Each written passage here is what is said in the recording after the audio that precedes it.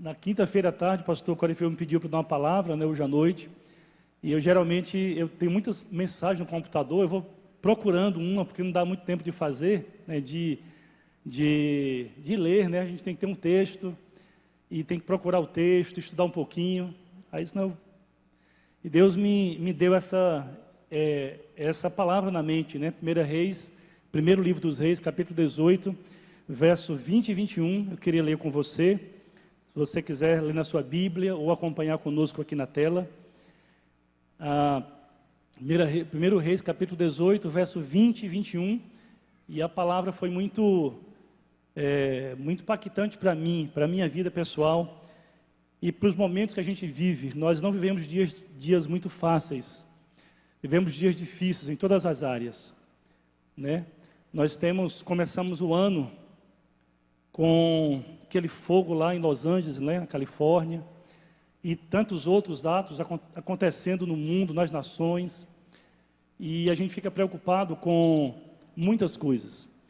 E todos os domingos subimos aqui, os pastores da igreja, os irmãos que estão pregando, e falamos a mesma coisa, né, que a volta de Cristo está muito perto.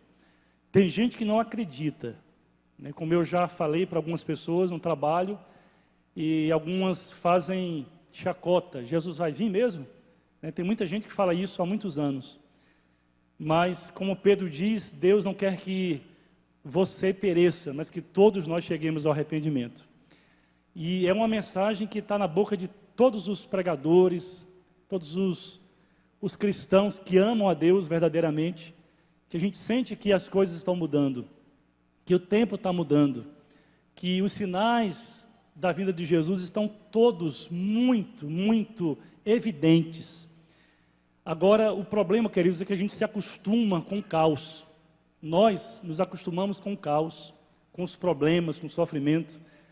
Quando a gente está lendo o Apocalipse, lá os 7 selos, né, as 7 trombetas, e quando existem lá, né, quando se fala de acontecimentos terríveis no universo, terremotos, maremotos e sinais, aqueles mais chocantes, tem uma palavra lá no final que diz: apesar disso, as pessoas não se arrependeram dos seus pecados e endureceram o coração diante de Deus.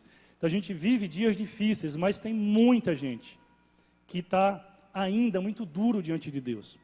E muitos cristãos que se assumem como cristãos, mas não assumem o cristianismo, a santidade, porque é tempo de santidade, é tempo de buscar a Deus, como dizia um amigo meu, né, com força mesmo, com propósito. Então eu quero ler com vocês hoje esse texto, 1 Reis capítulo 18, verso 20 e 21, vou colocar aí na tela, versão revista e atualizada. Diz assim o texto: então enviou Acabe mensageiros a todos os filhos de Israel, e ajuntou os profetas do Monte Carmelo. Então Elias se chegou a todo o povo e disse: até quando cocheareis entre dois pensamentos? Se o Senhor é Deus, segui-o; se é Baal, segui-o. Porém o povo nada lhe respondeu. Esse capítulo todo, 1 Reis 18, aborda o dilema, né, de seguir a Deus ou seguir ao mundo. É a tônica desse capítulo. Vocês vão seguir a Deus ou vocês vão seguir os prazeres de vocês, a idolatria, o pecado. Então no verso 21, Elias desafia o povo de Israel a fazer uma escolha. Ele diz assim: até quando cocheareis entre dois pensamentos? Se o Senhor é Deus, segui-o; se é Baal, segui-o. E diz o texto que o povo nada respondeu para Elias.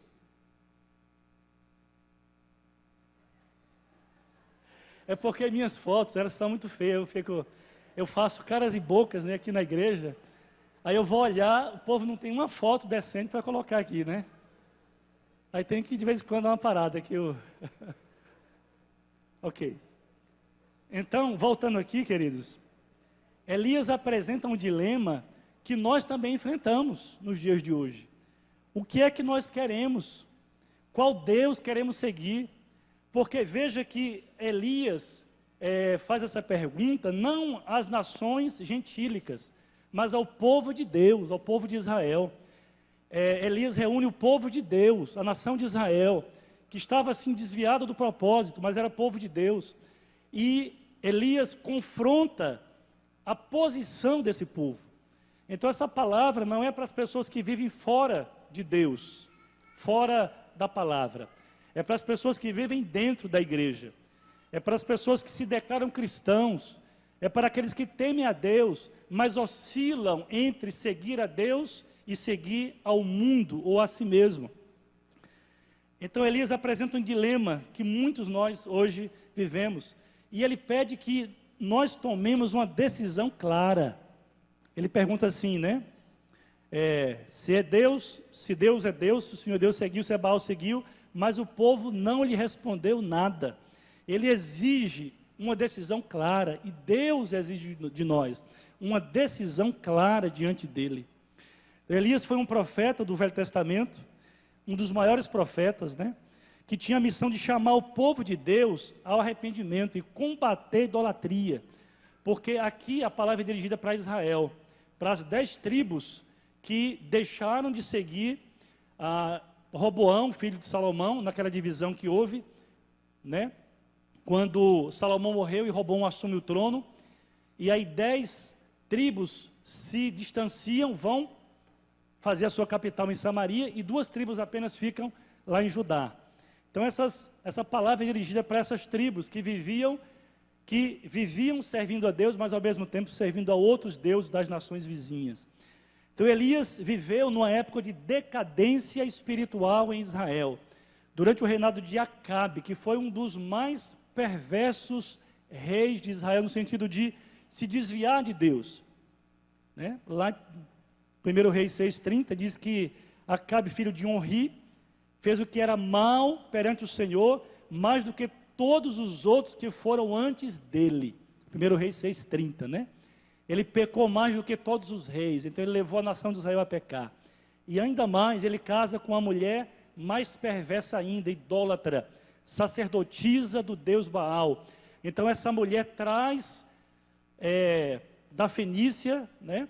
Traz a adoração de Baal para Israel, e Acabe levanta um templo, um altar para Baal ali. Ele edifica um templo, conforme 1 Reis, capítulo 16, verso 32. Então Jezabel se tornou símbolo na Bíblia de impureza, de idolatria, de poder maligno. Então lá no Apocalipse fala dessa mulher, que é um símbolo de malignidade, de perversão, de perversidade espiritual. Então o profeta Elias, que viveu no século 9 a.C., anuncia a palavra durante os reinados de Acabe, lá no Reino do Norte. E Elias aparece assim, lá em 1 Reis 17, diz, então Elias começou a profetizar. A Bíblia não diz nada sobre Elias, a não ser que ele era da cidade de Tisbe, lá próximo a Gileade, e que o seu nome significa Jeová é Deus. Então ele profetiza numa época difícil de Israel, numa época em que o povo estava buscando outros deuses, se afastando do Senhor. Então essa palavra, queridos, não é uma palavra que ficou lá no Velho Testamento, é uma palavra que pode ser traduzida para hoje, porque hoje também vivemos dias difíceis, tanto no aspecto político, econômico, quanto religioso também, especialmente. Porque muitos se declaram de Deus, mas não se comprometem com Deus. Muitos se declaram filhos de Deus, mas não andam como filhos de Deus. Muitos se declaram cristãos, mas não têm compromisso com Deus, de viver uma vida de santidade. E é para isso que Deus nos chama, para uma vida de santidade diante dEle, e uma vida de quebrar todos os compromissos com aquilo que não é de Deus, aquilo que não é do Senhor, não pertence. Então é tempo de radicalizar a nossa fé. Na verdade, a fé dos homens e mulheres de Deus na história sempre foi uma fé radical. Lembra lá dos 3 homens, né? Sadraque, Mesaque e Abidênego, quando foram forçados a adorar outros deuses, a estátua de Nabucodonosor, e disseram não, algumas vezes não, e não de novo, foram ameaçados, e permaneceram posicionados diante de Deus. E o rei os jogou na fornalha de fogo, mas o Senhor dos exércitos estava com eles lá, e os livrou, porque eles foram fiéis a Deus. Então, eu entendo que esses dias é tempo da gente radicalizar a nossa fé. Na verdade, Jesus nunca chamou ninguém para ficar em cima do muro, nunca. Se você lê os evangelhos com mais acuidade, né, com mais atenção, você vai perceber que Jesus nunca permitiu que as pessoas ficassem adorando outros deuses, outras coisas. O jovem rico falou: Senhor, o que falta ainda? Eu obedeço os mandamentos. Não matarás, não adulterarás, não furtarás, não darás falso testemunho. Eu observo tudo isso, que me falta ainda. E aí Jesus olha para ele e diz: só falta para você uma coisa: vende tudo quanto tens, dá aos pobres, terás um tesouro no céu, depois vem e segue-me. Ou seja, Jesus queria que ele radicalizasse a sua decisão. Era só Jesus, não era o dinheiro, não era a riqueza, não era o status social, era só Jesus. E esse homem baixa a cabeça e vai embora, e diz o texto que ele era dono de muitas propriedades, ou seja, o seu compromisso com Deus não era suficiente para que ele deixasse tudo. E Jesus disse isso várias vezes: aquele que não deixa tudo quanto tem, não pode ser meu discípulo. Jesus não está querendo que você seja pobre para ser discípulo, mas Ele está querendo que você o ame acima de tudo. Essa é a tônica. É que Jesus seja tudo na sua vida. É que Jesus seja o seu alimento. Não só de pão viverá o homem, mas de toda a palavra que sai da boca de Deus. Então, querido, chegou esse tempo da gente dizer quem a gente é. Ou eu sou, ou eu não sou. Então era essa posição que Elias queria do povo de Israel. Eles eram ou não eram servos de Deus. Eles temiam ou não temiam a Deus. Então essa é a escolha que Deus quer que você e eu façamos, que você faça em nome de Jesus. Então, nesse contexto turbulento de idolatria e paganismo, Elias foi chamado para servir como um porta-voz de Deus. Ele recebe a responsabilidade de lembrar aos israelitas que eles ainda eram povo de Deus. Então eu queria passear um pouquinho nesse texto, né, que nós lemos no início, afirmando três coisas, três afirmações e uma pergunta. Primeiramente, o que Elias quis dizer como cochear entre dois pensamentos, porque Elias faz a pergunta: até quando cocheareis entre dois pensamentos? E eu fui ver algumas versões da Bíblia, e eu queria compartilhar com você. Por exemplo, a Bíblia Ave Maria, a Bíblia Católica, traz a palavra: até quando claudicareis entre dos dois pés. Claudicar quer dizer arrastar de uma perna, não ter firmeza em um dos pés. A versão King James traz a expressão: até quando claudicareis também das duas pernas. A versão fácil de ler, VFL, traz o texto assim: até quando continuarão duvidando? A NVT, nova versão transformadora, traz a expressão: até quando ficarão oscilando de um lado para o outro. A Nova Almeida atualizada diz assim: até quando vocês ficarão pulando de um lado para o outro? E a versão corrigida contemporânea traz: até quando vacilareis entre dois pensamentos. Então, na verdade, qual é a ideia de Elias? A palavra cocheareis no hebraico é a palavra para coxo. Ou seja, o que é que o povo estava fazendo? Estava tentando, porque o coxo, na verdade, ele anda arrastando uma perna, né? Ele firma a perna, mas a outra ele não consegue firmeza, ele arrasta a perna. Então, a ideia, o cenário que Elias traz aqui, é que o povo de Deus, ora estava firmado em Deus, mas adorando Baal, levando Baal para a adoração de Jeová. E ora o povo estava firmado uma perna em Baal e levando Deus para a adoração de Baal. Ou seja, eles estavam oscilando, Deus e Baal, eles queriam servir a dois senhores. E vocês sabem que isso não é possível, que nós sirvamos a dois senhores. Sirvamos a Deus e ao mesmo tempo a Baal. Deus sempre se mostrou exclusivo. Jesus sempre se mostrou exclusivo na Bíblia. Ou é aquela expressão: ou vai ou racha, né? Ou Jesus ou nada. Ou seja, não há tempo da gente ficar pensando, servindo a Deus e servindo aos nossos próprios prazeres, aos nossos deuses, aos deuses que nós fabricamos, inventamos, aos deuses do mundo aos quais nós submetemos a nossa vida. Então a palavra coxear, ela quer dizer manco ou coxo, né? Então coxear é um verbo no português que quer dizer andar inclinando-se para um lado, geralmente devido a uma doença ou defeito no pé. Coxear também pode ser usado de forma figurada, para demonstrar hesitação, vacilo, a expressão que algo não está bem feito. Então essa é a pergunta de Elias: até quando vocês vão ficar entre duas opções? Incapaz de comprometer-se totalmente com um ou com o outro. Isso também nos lembra quando Josué, lá na terra prometida, já estavam morando na terra prometida, na terra de Canaã, mas o povo não estava mais sendo fiel a Deus. Lá em Juízo o povo começou a debandar. E aí Josué chama o povo e tem aquela famosa frase, né?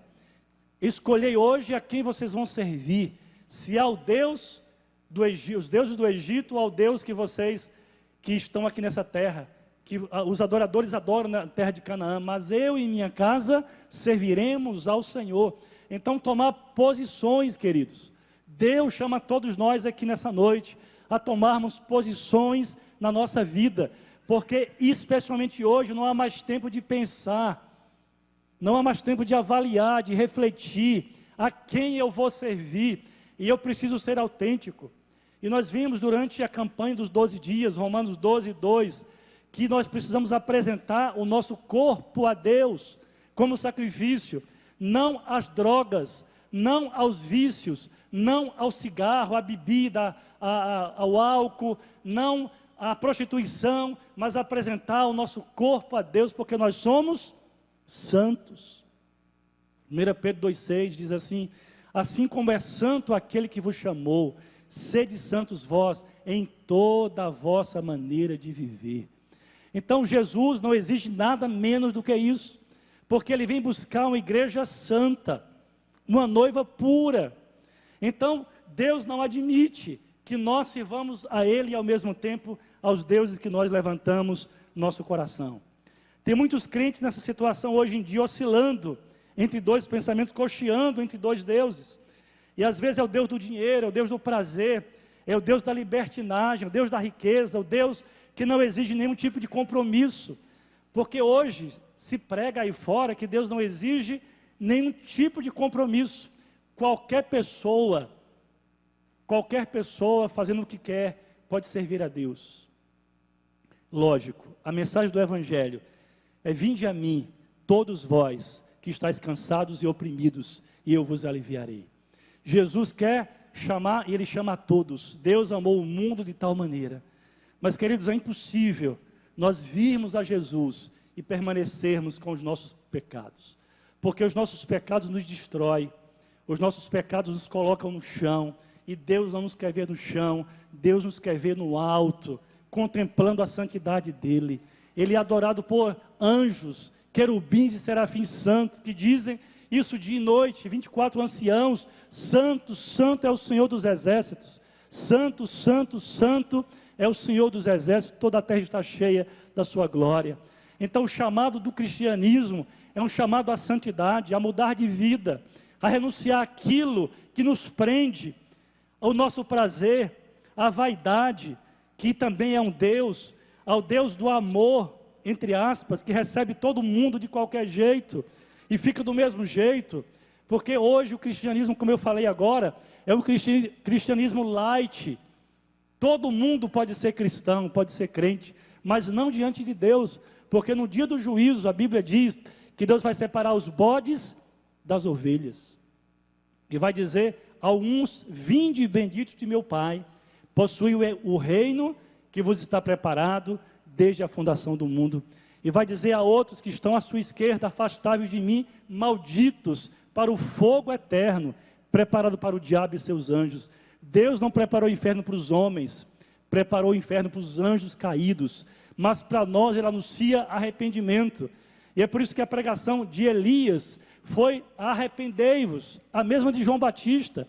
É tanto que Elias é o João Batista, João Batista é o Elias que havia de vir, que os discípulos entenderam, porque havia uma profecia no Velho Testamento, que antes do Messias, Elias viria, e Elias veio, E qual foi a mensagem de Elias de conserto de vida? Os soldados chegaram diante dele e disseram: João, o que devemos fazer? Não toma de ninguém nada à força, né? Não oprima ninguém. Então João estava dando sentido do cristão à vida deles. Eles tinham que deixar algumas coisas. Não podemos ser cristãos agarrados a pecados na nossa vida. Pecados de adultério, pecados de engano, pecados de mentira, de roubo, de perversão e tantos outros pecados, queridos. Deus nos conhece. Ele conhece o seu coração. Ele conhece a sua alma. Ele conhece as suas intenções. O pastor Sérgio falou aqui de intenções. Ele conhece quais são as intenções mais ocultas do seu coração. E Ele quer que em espírito e em verdade você venha diante dEle. Então rejeite em nome de Jesus. Elias queria que esse povo rejeitasse esses deuses, que eram deuses na vida deles. Então, Elias pergunta: até quando cocheareis entre dois pensamentos? Ele queria dizer isso, que a gente não pode cochear, a gente tem que andar ereto, andar com as duas pernas firmadas no caminho de Jesus, no caminho de Deus. É a escolha, é a posição, venha o que vier, eu sou de Deus, sou de Jesus, a minha alma é dele. E as pessoas veem isso na nossa vida, e elas querem olhar, Deus quer que elas olhem para nós e digam que somos filhos, somos luz do mundo, sal da terra. Gente, tem tanta podridão no mundo, tem tanta coisa ruim, tanta coisa, no meio da igreja também, tantos vídeos aí, né? Tanta porcaria nas igrejas, tanta gente brincando com Deus, pregando o evangelho, ao mesmo tempo sendo perversos sexualmente, adúlteros. As igrejas estão cheias de gente assim, mas Deus, na sua colheita, Ele vai separar o joio do trigo.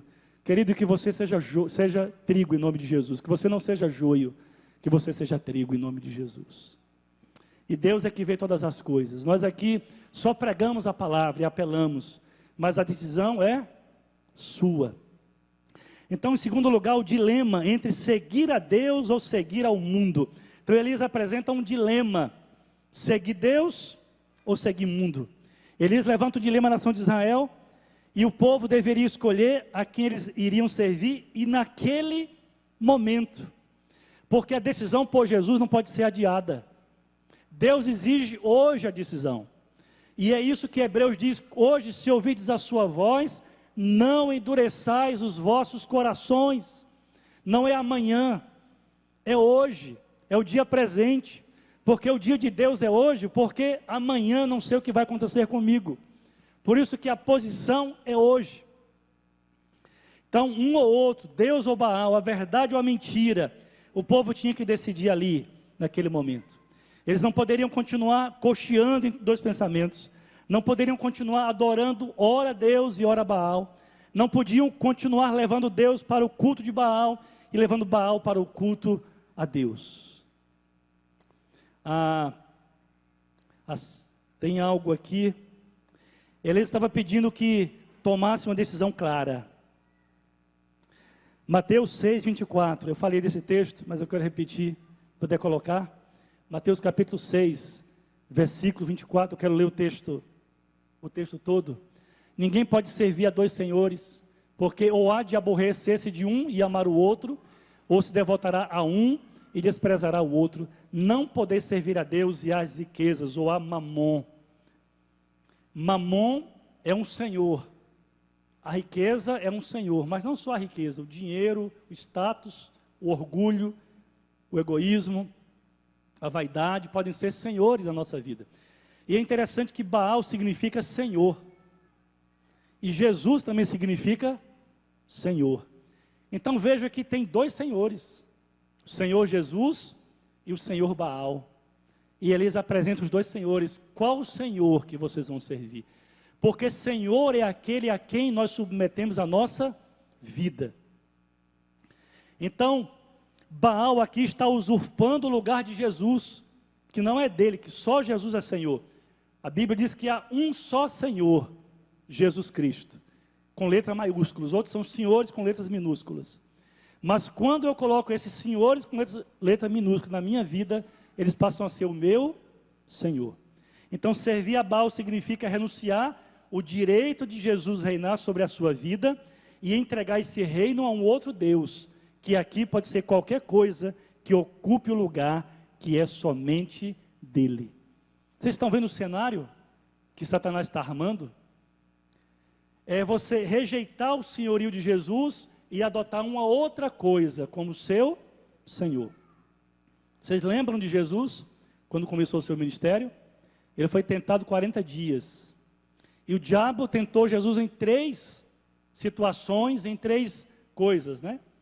E uma delas, que o diabo levou Jesus para o pináculo lá, um lugar alto, mostrou todos os reinos do mundo e a glória deles, e disse: tudo isso te darei, se prostrado me adorares. Mateus 4, 7 a 9. Eu vou ler, para não deixar de falar nenhuma coisa menor. Assim, não passar batido, né? Nenhuma frase. O diabo transportou Jesus a um monte muito alto e mostrou-lhe todos os reinos do mundo e a glória deles, e disse-lhe: tudo isso te darei, se prostrado me adorares. Então, disse Jesus: vai-te, Satanás, porque está escrito: ao Senhor teu Deus adorarás, e só a Ele servirás. Jesus era ou não era posicionado? Deus, o Pai. Arreda Satanás, está escrito: só ao Senhor teu Deus adorarás. A proposta de Satanás era que Jesus renunciasse Deus como seu Senhor e tomasse Satanás como seu Senhor, porque ele também é um Senhor com letra minúscula. Ele é o príncipe desse mundo. Qual dos dois, Jesus, o Senhor vai escolher agora? Jesus tinha a resposta na ponta da língua, a palavra na língua. Ao Senhor teu Deus adorarás, somente a Ele servirás. Não há lugar no meu coração para outro Senhor. Quem imita Jesus aqui hoje à noite? Levanta sua mão aí, em nome de Jesus. Não há lugar para outro Senhor na minha vida. Não há lugar para outro Senhor na sua vida. Deus está vendo a sua mão aí, em nome de Jesus, a minha também aqui. Não há lugar para outro Senhor na sua vida, glória a Deus. E que isso se manifeste na sua vida diária. Faça como Jesus: somente a Deus servirei com a minha mente, com o meu coração, com a minha alma, com o meu espírito, com o meu corpo, que é santo ao Senhor. Então Jesus não trocou a adoração ao Pai pela adoração a Baal ou a Mamon. Jesus não permitiu o reinado de Satanás sobre a sua vida. Jesus entendeu muito bem o que Satanás lhe propôs. E você? Essa é a pergunta. E você entende o que Jesus lhe propôs? Lembrando que toda indecisão implica numa decisão.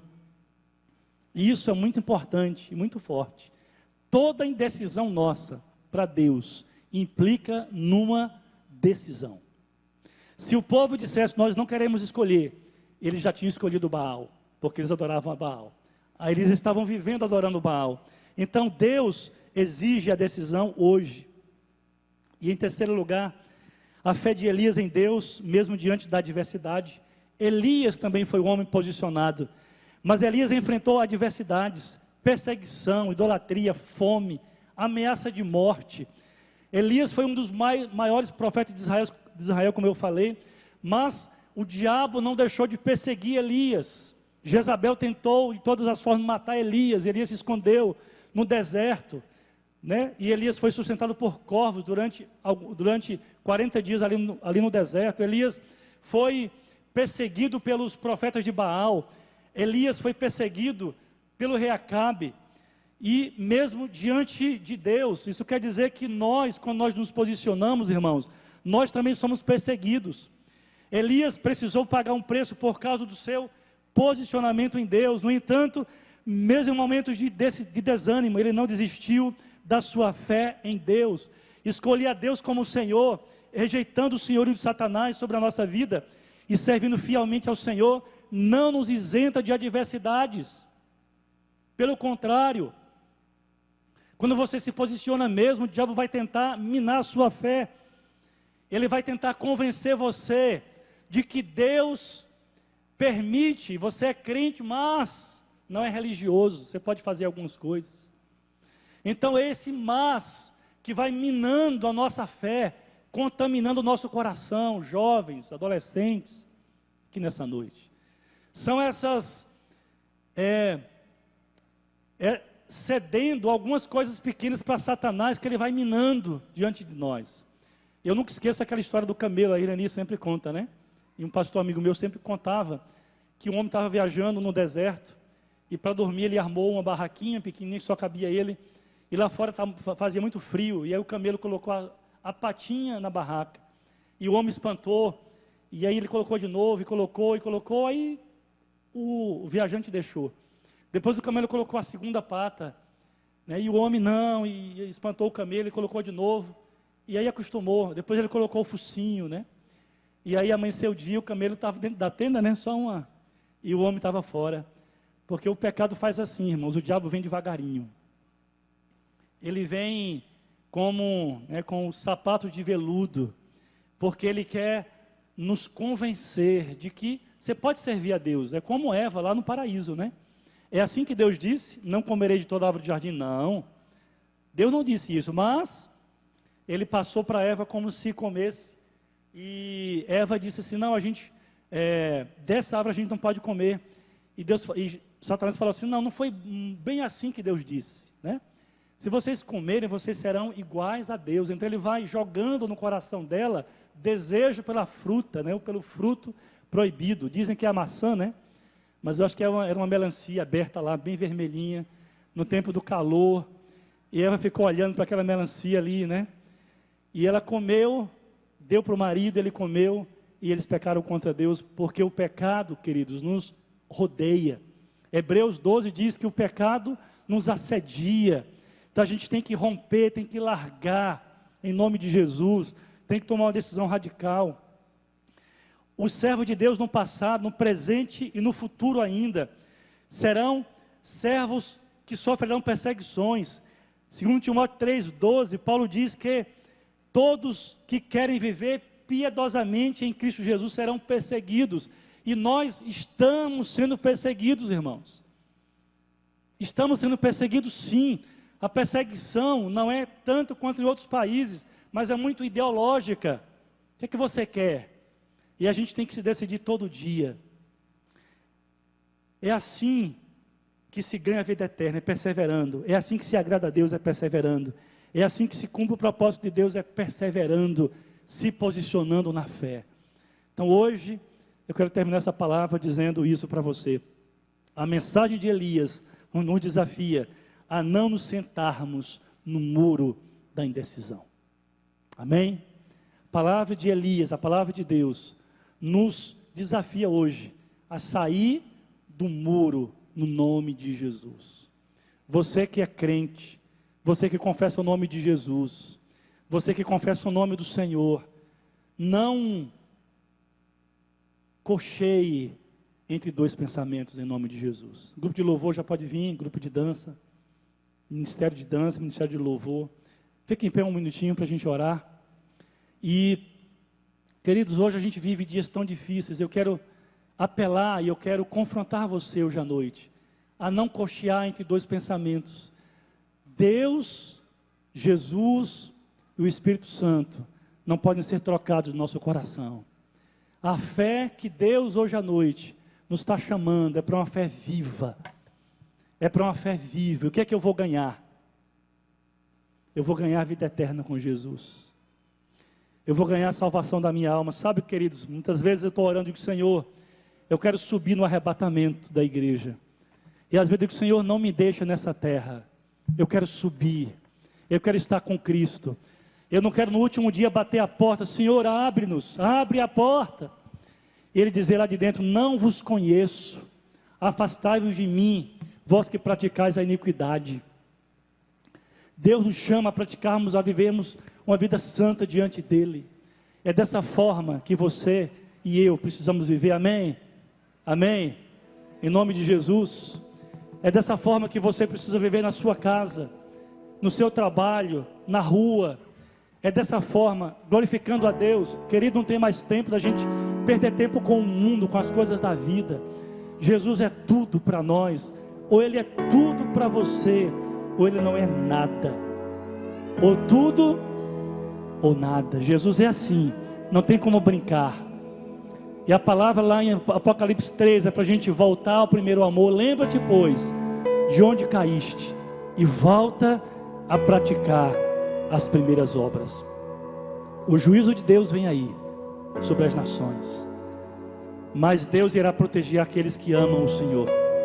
Deuteronômio 6:4, amarás o Senhor teu Deus, o 4:6, de todo o teu coração, de toda a tua alma e de todo o teu entendimento. Amarás o Senhor teu Deus de todo o coração, toda a alma, todo o entendimento, todas as forças. É assim que eu quero apelar para o seu coração hoje à noite. Amar a Jesus dessa forma, querido. Deixa o pecado. O juízo de Deus vem aí. Deixa o pecado. Se habilita para que você suba com Jesus no arrebatamento, que pode ser agora, pode ser hoje, o dia de Jesus buscar a sua igreja, porque tudo já se cumpriu e a Bíblia não passará. Passará o céu e a terra, disse Jesus, mas a minha palavra não passará, há de permanecer. Oh Jesus, tem misericórdia, Senhor. Ore a Deus por misericórdia sobre a sua vida nessa noite. Ore a Deus por misericórdia. Senhor, tem misericórdia de mim.